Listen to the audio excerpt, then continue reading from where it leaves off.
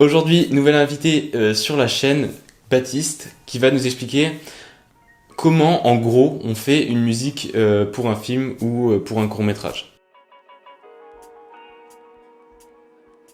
Alors, Baptiste, est-ce que tu as des bases en musique et quel logiciel tu utilises pour composer? Alors oui, ça fait 12 ans que je fais de la musique, j'ai commencé à faire du violoncelle, Okay. et puis là, depuis l'année dernière, je fais de la trompette.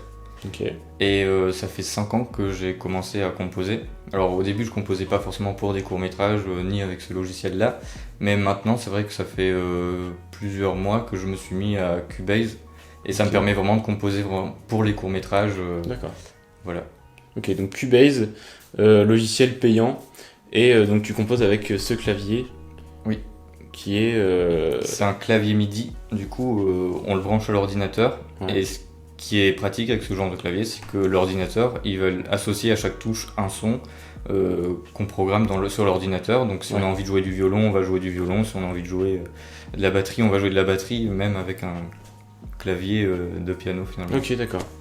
Donc tu composes, tu fais tous les instruments avec un seul et même Avec un instrument en seul et fait. unique clavier, voilà. D'accord, ok. Je vais juste vous passer du coup un extrait, la musique que tu as composée du coup pour un concours auquel tu as participé. Et en gros, il fallait faire une musique sur un extrait d'une série. Je vous passe l'extrait.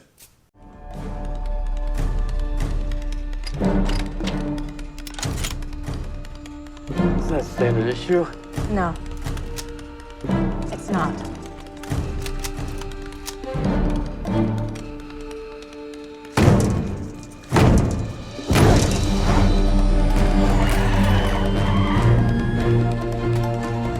Point and shoot.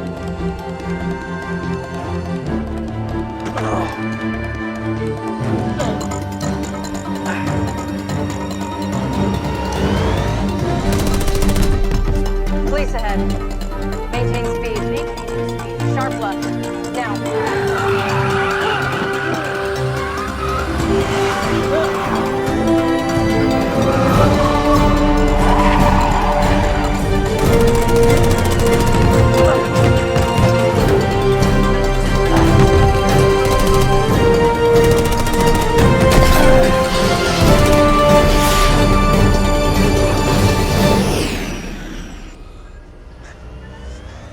I missed! Hold on.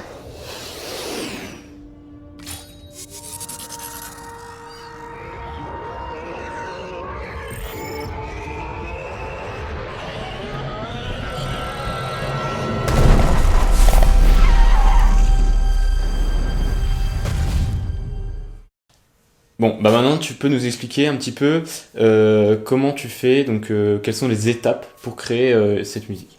Alors, dans un premier temps, j'ai envie de dire, avant même de commencer à composer, il faut s'intéresser un peu à la musique en général, connaître un peu les instruments, parce que un violon, ça peut jouer de plusieurs manières, et pas seulement avec l'archet, par exemple. Du coup, il faut connaître toute cette sonorité, ce que ça peut procurer, parce que Ça a son importance ça a son dans la importance. composition. On peut faire ressentir des choses grâce à certains effets, Ouais. et si on les connaît pas, on peut pas faire ressentir Ouais, ces choses. c'est plus compliqué. Voilà. Et du coup, il faut écouter pour ça pas mal de musique, l'étudier. Bon, ici, pour faire de la musique de film, je pense, écouter d'abord de la musique de film, ou du classique, parce que généralement, la musique de film, C'est du classique. c'est du classique. Parce que c'est plus facilement libre de droit aussi. Parce que, Aussi. voilà. Donc voilà à quoi ressemble un projet terminé de musique de film, qui est du coup la musique de l'extrait.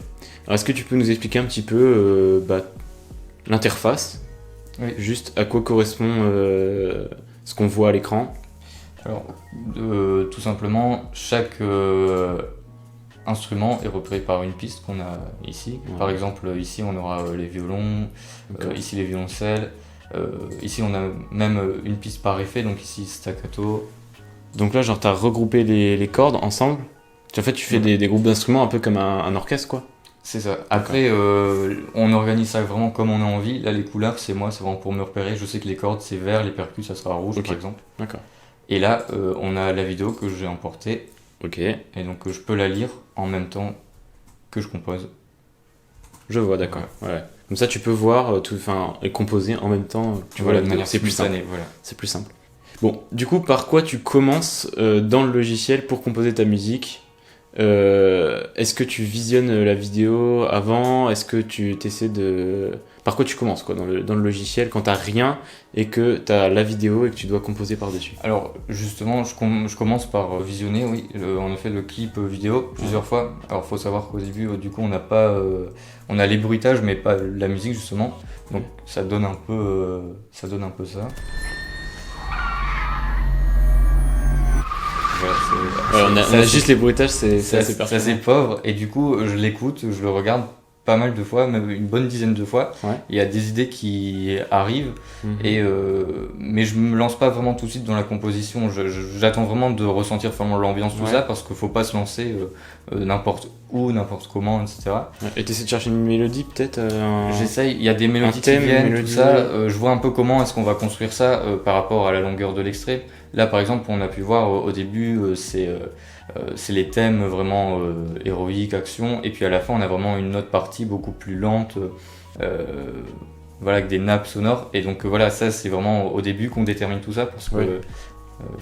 On fait pas, ça c'est pas directement, tu te lances dans le logiciel, tu mets la piste et tu commences à jouer. C'est Non, d'abord t'écoutes plusieurs fois, faut savoir où est-ce qu'on tu veut aller. t'imprègnes de l'extrait. Voilà, c'est ça. Ouais, d'accord. Et du coup, j'ai une question par rapport au tempo. Comment tu le détermines Est-ce qu'il y a une... Parce que moi, je fais un peu de musique aussi, et du coup, j'ai un peu ces notions-là. Parce que moi aussi, je fais de la trompette. Pour ceux qui ne le savaient pas, Depuis depuis 10 plus ans. longtemps, Ouais, voilà. depuis 10 ans, en plus. Du coup, comment tu détermines le tempo? C'est encore la même chose, je regarde l'extrait et Ouais. c'est vrai que pour les musiciens, normalement, le tempo il vient tout seul. Après, c'est vrai que si on n'est pas musicien, Ouais. on a un peu plus de mal, mais pour une scène d'action, le tempo il sera rapide. Ça, c'est sûr. Une scène plus lente, Le tempo sera plus lent, forcément. etc. C'est logique. Après, on pourrait s'amuser à créer des tempos un peu différents de manière à créer une musique Oui, ça un peu existe aussi paradoxale dans le cinéma, les tempos qui ne correspondent pour pas. accentuer les effets. Ouais, bah oui, c'est ça. Est-ce que comment tu t'organises en fait au moment où tu crées? Parce que là, il y a énormément de pistes. Par quoi tu commences? Est-ce que tu commences par l'instrument qui va être dominant et est-ce que tu joues une mélodie avec ça? Et ensuite, tu continues dans tu vois, le genre d'instrument. C'est-à-dire, par exemple, si tu as commencé par un violon, est-ce que tu fais après toutes les cordes?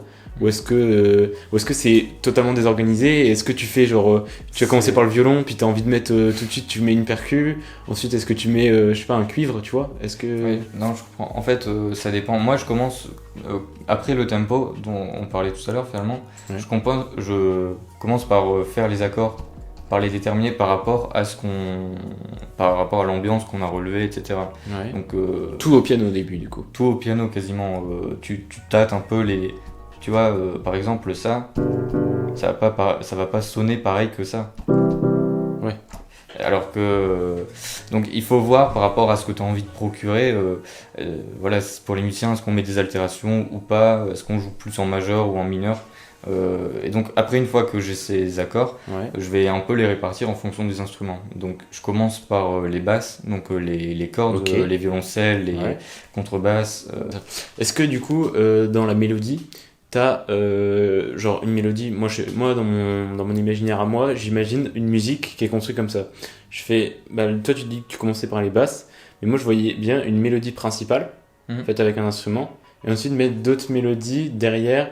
Est-ce que tu vois pas forcément la même mélodie mais une qui vient compléter ou même la même mélodie mais avec d'autres instruments. Est-ce qu'il y a des jeux de questions-réponses comme ça Oui. Est-ce que à quel moment tu le détermines et comment tu fais concrètement? Là d'abord, on peut commencer la composition par la mélodie, on n'est pas obligé de commencer par les basses, Ouais. comme je disais tout à l'heure. Mais du coup, si on, en tout cas, au moment arrivé à la mélodie, au moment arrivé à la... Ouais, si, Si ça se dit, mais c'est Vas-y, bien. tu peux.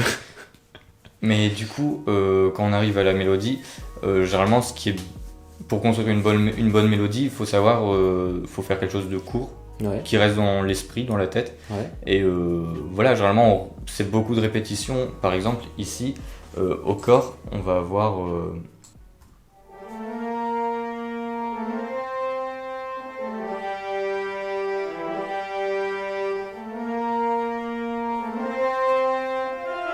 En fait, on a pendant une toute première partie la mélodie qui monte Ouais. et à la fin, elle redescend. Par exemple, ici, ça monte. Et là, on arrive à la fin de la phrase musicale. Du coup, là, ça descend. Et du coup, un peu les mélodies, il faut un peu les construire comme ça. Ça peut pas toujours avancer, toujours monter. Il faut à un moment laisser redescendre la chose.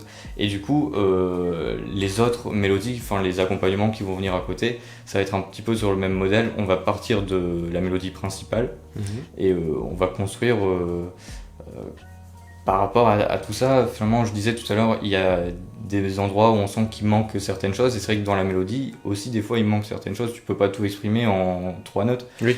Donc, des fois, il y a même des compositeurs qui s'amusent à superposer plusieurs mélodies. Donc pourquoi pas. Après, c'est encore beaucoup de c'est l'imagination aussi qui prend le dessus. Si on n'est pas inspiré, on va pas forcément penser à tout écrire. Ouais. Mais voilà.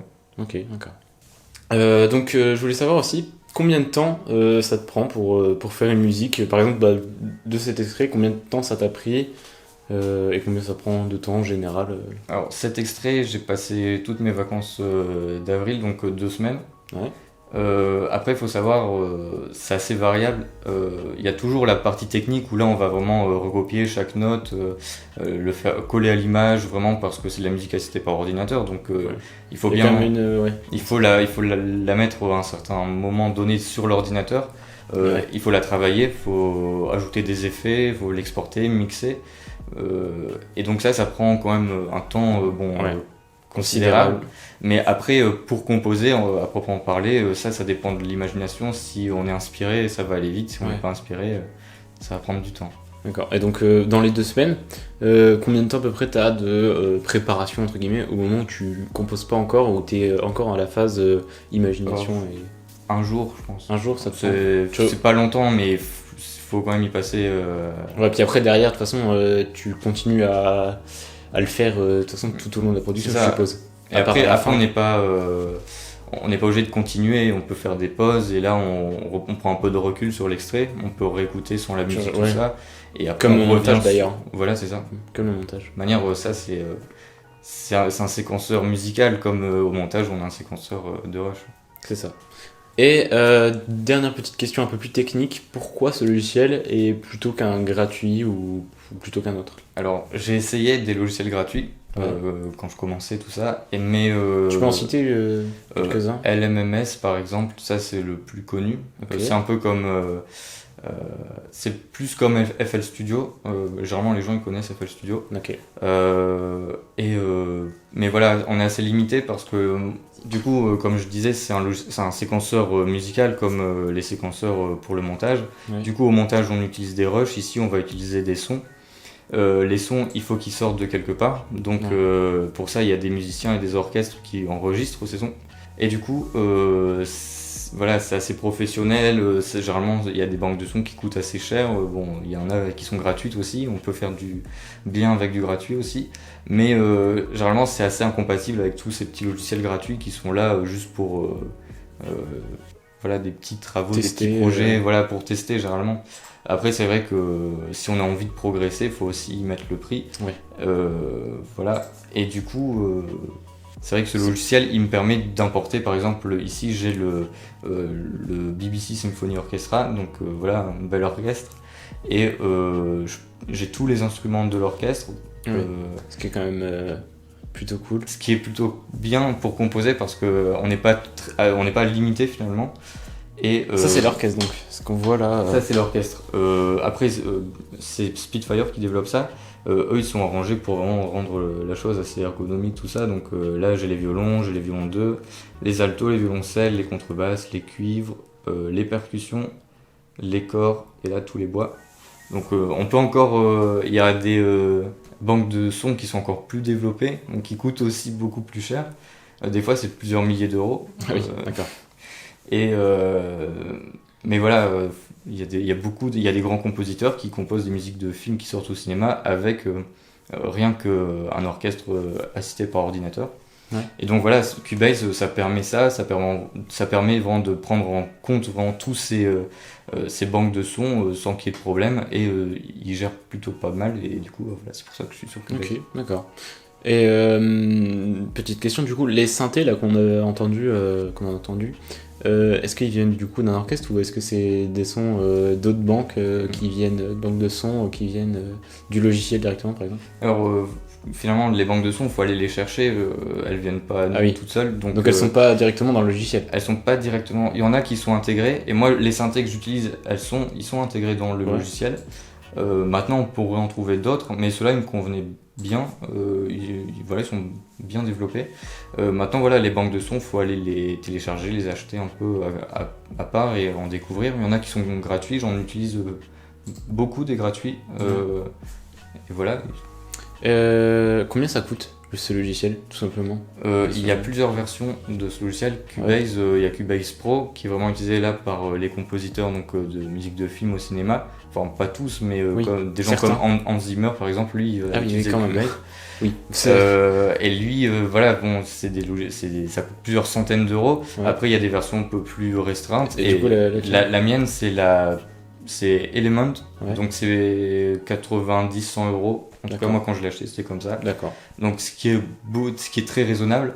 Et moi, j'ai jamais été limité pour l'instant. Oui, je me doute, je vois ça.